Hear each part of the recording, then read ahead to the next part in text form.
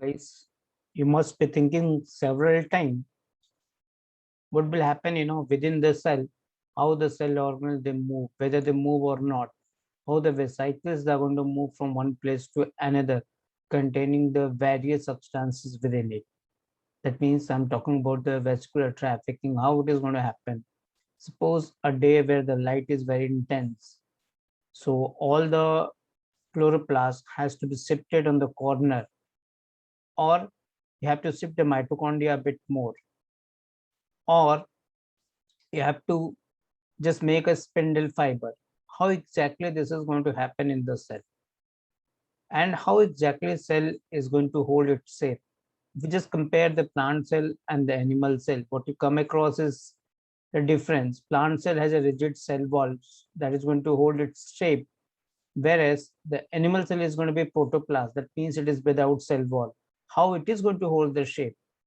Answer lying in just one thing, that is cytoskeleton. Cyto stands for cell, and the backbone of the cell is called as cytoskeleton. A very warm welcome from the Spice Up Your Biology, Sandeep here. Let's talk about today's topic, cytoskeleton, in little more detail. So what are the cytoskeleton? As I told you, they are going to hold the cell, and they have to do various functions. Just now I mentioned. So we have the three different kind of cytoskeleton in animal cell. Even the plant cell, how this little variation is going to be there, we'll talk about in a while. So there'll be three things which is going to happen over here in the cell. Cytoskeleton is of three types. One is going to be microfilament, another one is the microtubule, and third one is the intermediate filament. And all out of three, the two they have their own motor proteins which play a very important role, and all the role that I mentioned little while. So let's talk about few more things. They maintain the internal order, they hold the shape, and they remodel the surface. As soon as they get some kind of signal, they move the cell organelle. They involve in the movement or the locomotion as well, and they will be involved in the cell division by making the spindle fibers. Now, as I told you, there'll be three different kind of cytoskeleton. One thing which is very common about them is that all the three, they're dynamic and highly adaptable. That means the polymer of the polymer, they're made up of a monomer, which is a protein, and they're going to also polymerize. But here, the polymerization is not going to happen with the help of covalent bond. Rather, they have the weaker non-covalent interactions. Hence, they can hold on very quickly, and they dismantle also very quickly as per the demand. It happens more, in the case of microfilament in the microtubule, whereas intermediate filament that requires the phosphorylation and dephosphorylation in order to get dismantled or created again. Let's first talk about the actin filament, which is important for the holding the shape of a cell, which is having a diameter is around 5 to 9 nanometer, and which also play a very important role in the whole cell locomotion, that is the muscle contraction and the many other things. Then the second one is a microtubule, which is made up of two different proteins, alpha and beta tubulin. They play important role in positioning the membrane enclosed cell organelle. They involved in the intercellular transport, and they have a nanometer of around 25 nanometer, whereas the intermediate filament provide the mechanical strength and the resistance to the shear stress, especially the neurofilament or the nuclear lamina that you see, and they have a diameter around 10 nanometer. If you compare actin filament, or that is also called as a microfilament, have the minimum diameter. So diameter wise, it is a microtubule, then the intermediate filament, and then the actin filament. Now, what are the different functions I just now told you, and where exactly they are present? Let's talk about it. Let's say the first, structure and the support. You can see over here the microvilli. This is found at the many places, and they contain the actin filament, because membrane is not just going to hold on in a finger-like projections. So they have a actin filament lying within. Then we have the intermediate filament, which is holding the structure, and then the tracks on which the the different vesicles they're going to transport in, because the vesicles they should know where exactly they're going to end up with. That is, the track is made up of microtubule, and the protein, which are the motor proteins of the microtubule, is going to hold them, and they're going to drag it around. So the intracellular transport, then the contractility and the motility that you see over here, and then the spatial organization, they're also they're going to play a very important role. For example, the formation of the pseudopodia in the amoeba, in the macrophages. So that is the basically because of the actin filament. Now, as I told you, they're the polymer of the polymer. They are made up of smaller proteins, which is itself is a polymer, and they're going to hold on with the non-covalent bond. Hence, they're going to form very quickly, and they're going to dismantle very quickly. If you look at this diagram here, the soluble proteins are shown, and if they get the signal, so they could just depolymerize on this side, and then the polymerize very quickly here to make the pseudopodia. Now, they usually made up of multiple protofilament, which is going to provide them the strength and the adaptability, though they're bound with the weak linkages. Look at where if the structure is the just one layer, they can be easily broken from anywhere. And if you just look at they're formed in the protofilament. If you look at the 5 protofilament is formed, you can see over here.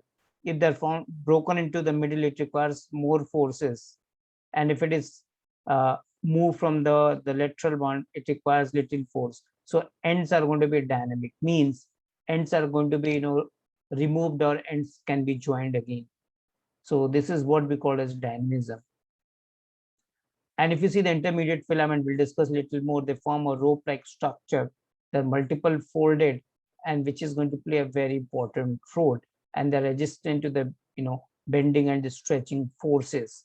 For example, you see the neurofilament or the nuclear lamine proteins in holding up the shape of the nucleus.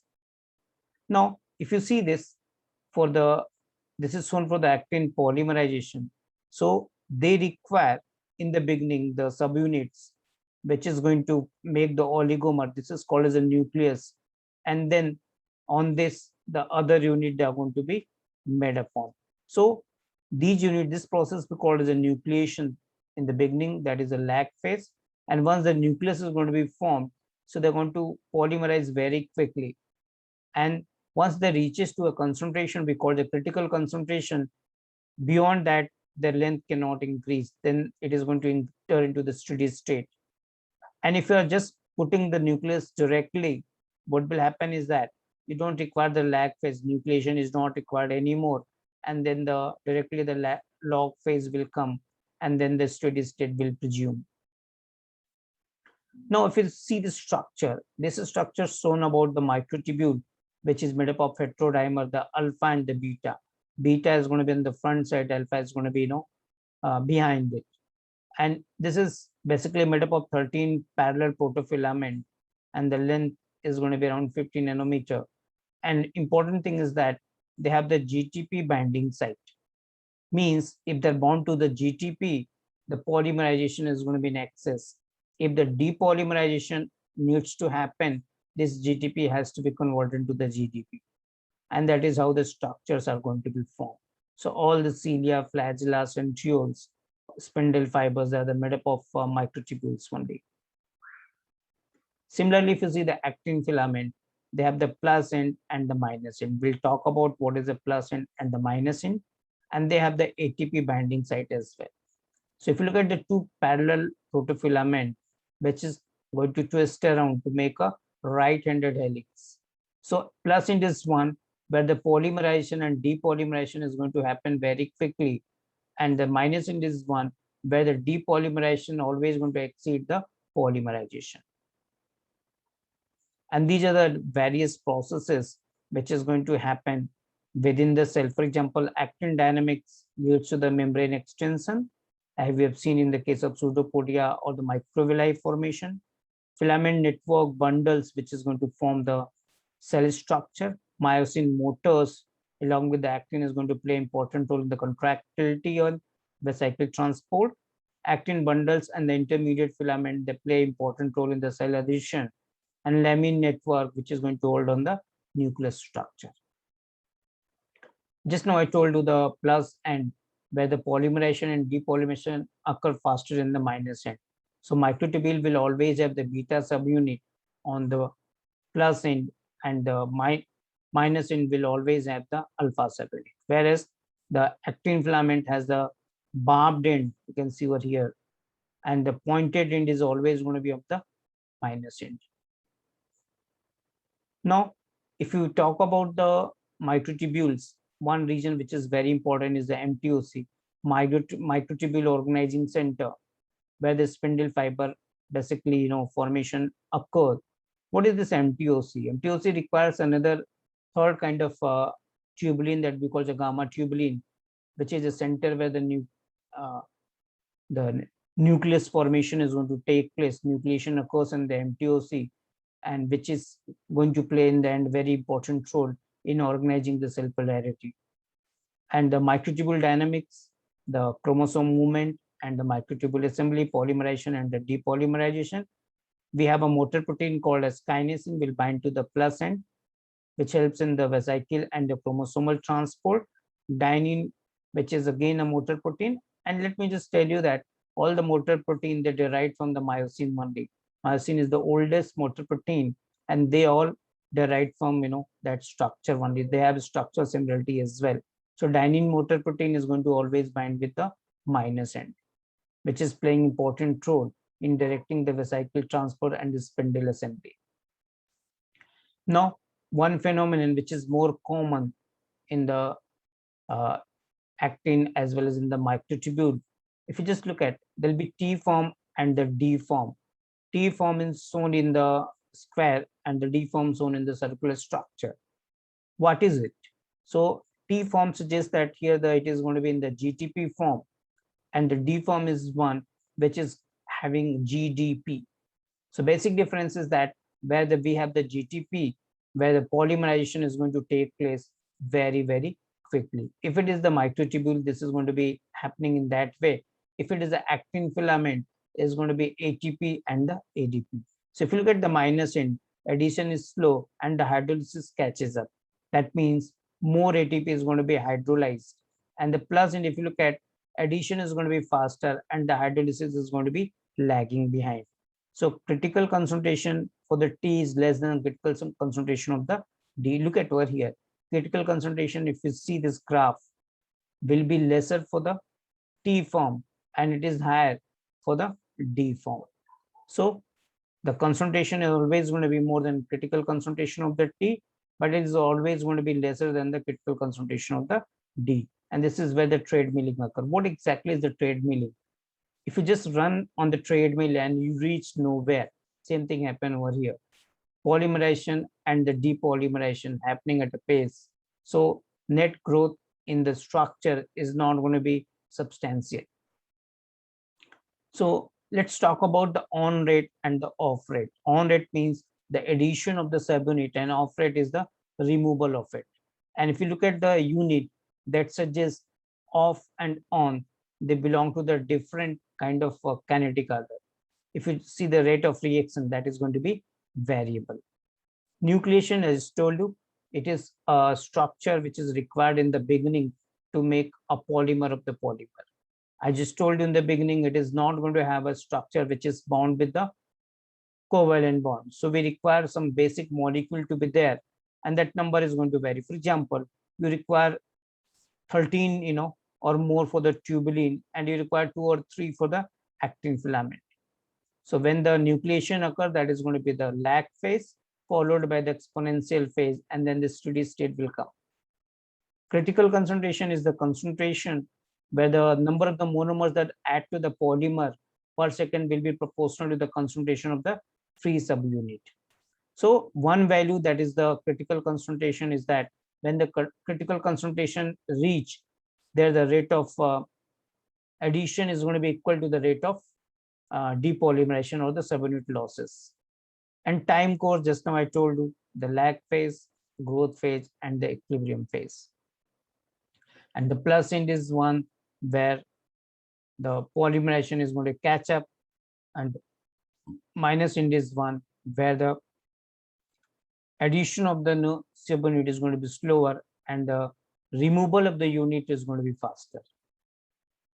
And I told you there'll be two forms, the T and D form, which is if the T form is there, that is going to catch up with the addition. And if the D form is there, whether it is GDP or ADP, that is going to lead to the hydrolysis and the subunit loss is going to take place.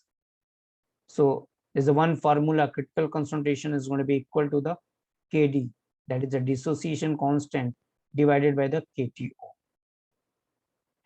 And if the process is going to be quicker, so we have the ATP caps and the GTP caps, which promotes the process of polymerization. So the two terms we need to come across, one is the dynamic instability and the treadmilling. These are the behavior of the cytoskeletal polymer. Both are associated with the nucleoside triphosphate hydrolysis.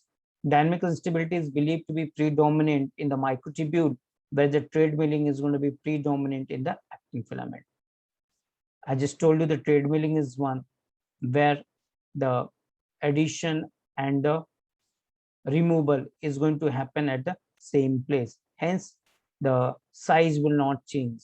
Dynamic instability is that, if you're having the GTP cap, so this is going to be growing. And if some catastrophe comes and the GTP hydrolysis occur, the structure is going to be shrinking. You can just imagine the lengthening of the spindle fiber during the metaphase of the mitosis and the meiosis, where the spindle fiber is going to increase in the size, and as the anaphase proceeds, it is going to shortening up. This is because of the depolymerization. That means the cap is going to be removed and GTP is going to be hydrolyzed to the GDP. This is what we call the dynamic instability. Just look at over here. If the growth is happening, the best example you can see over here of the dynamic instability. If GTP cap is there, so it is going to grow. If the catastrophe come, suddenly the GTP hydrolysis catch up, and then the shrinking is going to happen unless some rescue is going to happen, and then again the size will increase. This is what happened in the dynamic instability, which is more predominant in the case of microtubule, whereas the treadmilling is more predominant in the actin filament. That means both the process occur in both the cases, but one is predominantly present in one and another is the another one. And this is how the growth is going to happen. You have the GTP bound structure. You can see the beta tubulin is going to have the GTP cap, and this keeps on, adding. And as soon as this GTP is going to be converted into the GDP, the depolymerization is going to take place. Again, if it is going to be exchanged with the GTP, the polymerization is going to catch up. And this is what you can see, the GTP cap, where it is going to grow. And if the GDP is going to be there, it is going to shrink. And actin and tubulin, they're highly conserved, and they have to bind to the different protein directly and indirectly, and they have to bring about the many processes, like they can bind with the myosin, cell division, budding, polarity, secretion, endocytosis, lipid synthesis, filament, other many processes they're going to help into. Now let's come to the third one, that is the intermediate filament. If you just look at the monomer, in this case is going to be alpha helical structure. You can see very clearly the N terminus and the C terminus. So first they're going to make the coil form, that is a dimer, which is having a length of 48 nanometer. And then they're going to make the tetramer having a staggered structure. And the two tetramer will come, and finally 8 tetramer will come and twist in the form of rope-like structure, which is the region behind the strength of the intermediate filament. So they are very, very important. Earlier people say that it is not found in the plant, but the nuclear lamine, which is very common in all the structures, which is having all the cells which are having the nucleus, that is the one of the example of the intermediate filament. And it is easily bent and very hard to break because of this structure. And you can see the different kind of intermediate filament in the nucleus. This will lamine A, B, and C. Vimentin in the many kind of mesenchymal cell which is not attached to the substratum is called as the mesenchymal cell. Desmin, glial fibrillary acidic proteins in the glial cell, which is found in the brain, for example, the astrocytes and Schwann cell. Peripherin, which is found in the some of the neurons. Epithelial cell will have the type 1 keratin, which is acidic, and type 2 keratin, which is the basic. Okay, which is found in the hair and the nails, even in the skin. And then we have the axonal neurofilaments, which is going to hold on the shape of the axons. We have the three kind of neurofilament, L, M, and H, which is found in the axonal region of the neuron.